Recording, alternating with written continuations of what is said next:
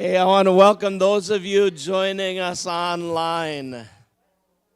My name's Mark, pastor of this real group of people called River of Life Church. And I know you're real too, even though we're not touching one another, but you're watching. We're all in the process of growing in God. At River of Life, our purpose is to love God, love others. Our mission is to grow in God and reach others. It's Memorial Weekend. Usually you don't see me here on Memorial Weekend. I'm usually doing something. But I'm grateful for the men and women serving in our armed forces today. And I'm grateful for the men and women who have served in the past. And I'm grateful for those men and women who have lost their lives serving our country in the military. We have a special speaker today. And it's Nick Carlson. The last time Nick spoke was December 29th, 2024. And I was with the men and boys ice fishing. He spoke on praising your way through challenges. There was something there about a skid steer that wasn't starting, that started, that he was thankful for. But it was a good reminder that Jesus said, in this world you will have trouble. It's not like when we say yes to Jesus now, it's the, rainbows and singing and all of that blue sky. There's trouble. And the best way going through it is just praising God, saying, this is a yay God story in the making. He spoke earlier that same year on May 24th, Memorial Weekend, while I was in the Boundary Waters. His message then was on the themes of discipline, wisdom, and patience. And I learned about Harrison Butker listening to Nick's message online afterwards, and what Butker said that blessed some and angered others. Now, if that makes you curious, you can go to riveroflifehome.com. You can kind of do some scrolling or searching and find that message or any of the messages that you may have missed and catch them, riveroflifehome.com. Nick has spoken other times, but this has been overdue. He's an elder, serving 10 years now. He's married to Jesse. He has 4 daughters, 1 son. And I remember going to visit Nick and Jesse after they started coming to River of Life Church, and I wasn't sure. He was quiet, and I was uncertain whether he liked the church or not, whether he liked me or not, and I wasn't even sure whether he liked God or not. And I've learned that Nick loves sports. He loves farming. He's dedicated to 4-H, and he can tell you what the 4-H's stand for. He loves his wife and family, and most of all, he loves Jesus. He loves Jesus enough to be confident when he's right and humble enough when he's not. Let's give a River of Life welcome to Nick Carlson.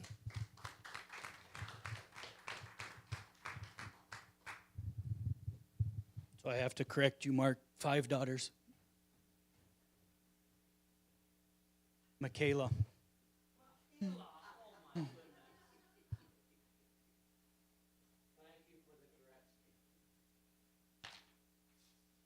All right. So Pastor Mark had set out for me to speak, and then I said yes. I normally like a lot of time to prepare, but it's been getting shorter. So I feel more confident. So when Jesse Baker was actually speaking is kind of when I had the idea for what my message was going to be on.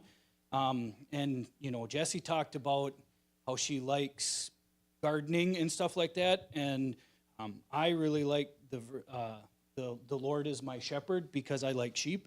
And I found a way or an excuse to talk about sheep. And you don't have to ask me twice to talk about sheep.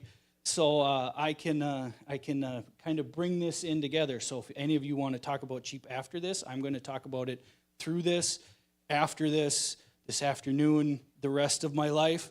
But that's just who I am because I like doing that.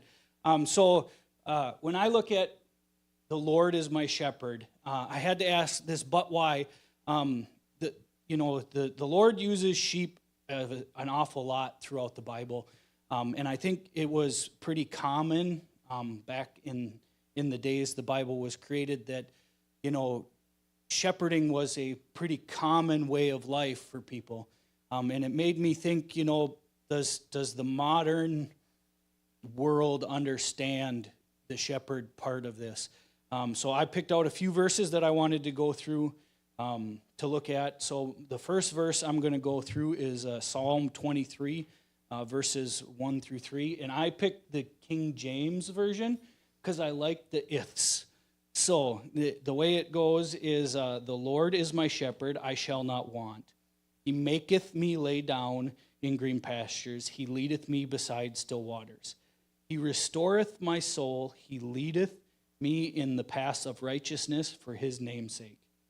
And the reason I really like this verse is I deal with sheep. Sheep are always not the smartest animal out there. They're probably not the 18th smartest animal out there.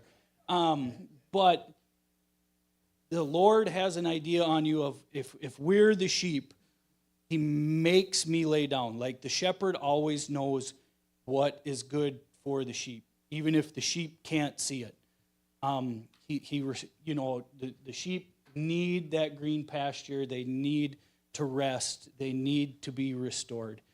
So he brings that provision, that protection, that comforting, but he also brings that calm and that knowing, because we don't know what we do, and that's kind of what a shepherd has to do. So that was kind of one thing that stuck out at me at this verse. I really like this verse. It's probably my favorite verse. I just like the whole passage, partially because it's short, but it also has a lot of meat to it. So then the second verse, I did a lot of looking, and I was like, well, how else does he use the shepherd? Because I could have sworn I did a message on Psalm 23 before. Mark said I hadn't, so I'll trust Mark because I do a lot of thinking and the brain goes off on a lot of tangents. But the second verse I looked at was something that showed God's comfort. So this is Isaiah 40:41. He tends to the flock. He tends to his flock like the shepherd. He gathers the lambs in his arms and carries them close to his heart. He gently leads them that have the young. And to me, I looked at, so you can see I have a little picture down there. That is, yes, a lamb living in the house with a diaper on. So when we go into lambing, we do it when it's cold.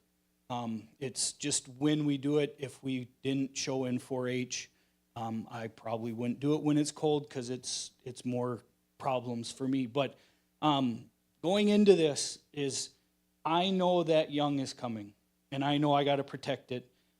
I know I got to prep for it. I do a lot of work to get ready for it. I make sure we know when we're out there. My children can attest when I have to go to work and they are stuck taking care of them, that I send hourly texts if we have any new lambs to make sure they're doing what they're supposed to be doing, because I am not there. But it also is a lot of work, and I have to do a lot of checking. But the verse talks about, when the Lord is always out to look after the young, but what I like is he also leads those who have the young. And that's what we have to do is, when the lamb is born, we make sure that little one can stand up. We make sure they're nice and dry. We make sure they know how to nurse. So we're making sure that, that the young can survive. And that's what the Lord is here for, is to make sure that, we raise our children up right. And even if you're not, he'll help you raise your children up right and do all that stuff. So, and then the third passage I was going to look at was, this one's longer, so it's John 10. I'm going to read from the New Living Translation, verses 1 through 11. So, Jesus is talking to the Pharisees here, and Jesus is speaking this. I assure you, anyone who sneaks over the wall of a sheepfold rather than going through the gate must surely be the thief and the robbers. For the shepherd enters through the gate. The gatekeeper opens the gate for him, and the sheep hear his voice and come to him. He calls his own sheep by name, leads them out, and after that gathers his own flocks. He walks them, and they follow him because they recognize his voice. They won't follow a stranger, and they will run from him because they do not recognize his voice. Those who heard Jesus use this didn't understand this illustration, and So he explained it to them. I assure you that I am the gate for the sheep, he said. All others who came before me were robbers, but the sheep did not hear them. I am the door. By me, thieves enter, but truly sheep did not listen. Yes, I am at the gate. For those who come in through me will be saved. Wherever they go, and they will find green pastures. The thief's purpose is to steal and kill and destroy. My purpose is to give life and fullness. So my sheep know me. I have Phil and Allison do my chores, and they know somebody different is doing them. I have had other people do chores to where they had to wear my coat, and the sheep act different when they're in there. So the sheep know my name, I know them, and I know each different one of them has a different personality. So we have the cute one, the not so cute one, the not so cute one when I had to take care of him, the troublemaker, the nice one. This one here is that one I spoke of that was supposed to lose an eye. So I took care of him, and then the annoying one on the end. So I know each one of these names. I can tell you whose mom, whose dad they are. But that is what the Lord has. The Lord knows each one of us and knows our personalities and knows if we're the cute one or not so cute one or the annoying one or the follower. But you know that's part of being the shepherd is we have to know his voice. We have to make sure that we're following him through the gate, but to know that there are thieves, robbers, and all those out there. So that's one thing, like I said, the sheep know. It is very loud in my barn when I go to feed them because they understand what I am there for. And that's what we need to understand. You know, the Lord is there to help feed us, fill us, restore us through that. It's just how they know me.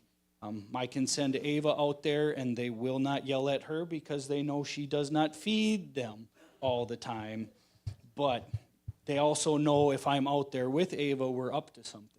So it is a knowing piece that, you know, the Lord knows how we're going to act. Because I know if I'm trying to do something with the sheep, how each one of these guys are going to act when I try to do something. And that's just the knowing of what it is. And to be a shepherd, you got to know what each one it is. So it's just an interesting plan that the Lord has. And like I said, I don't think a lot of people that don't have livestock, because we're not a huge agrarian culture anymore yet. But you know, I know each one. I know we have cows. I know how each one of those are going to behave. I know which ones walk over the gate like she did this morning.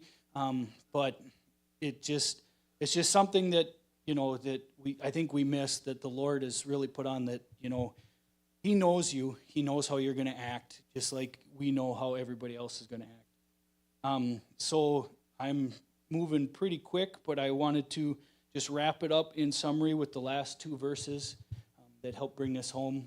I'm going to read from here because I don't have my NIV Bible with, but Isaiah 53, we are all like sheep, have gone astray. Each one of us has turned his own way, and the Lord has laid upon us an iniquity of us all. But then in 1 Peter, he also brings up, once you were wandering like lost sheep, but now you have turned to the shepherd, the guardian of our souls.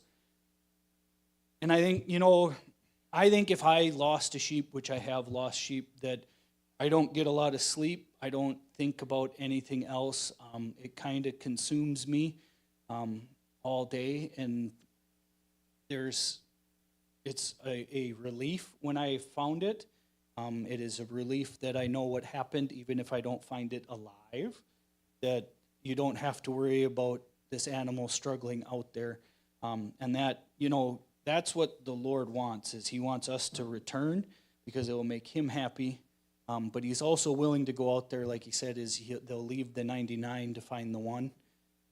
That's kind of uncommon sense for a lot of people, but when you don't know what happened with all that, it's kind of a great thing. So that's all I got, is to make sure that you know, we think of the Lord as our shepherd. He's there to guide us. This thing right here helps us quite a bit. And that he will never stop thinking about us, because I never stop thinking about sheep and what else can happen. So I will pray and we'll be on our way. Dear Lord, I thank you for this day. Thank you for the people that are here, the people that get to hear this message, and I thank you for sheep. They help me relate to other people, and I just hope that everybody has a blessed week, safe travels. Amen.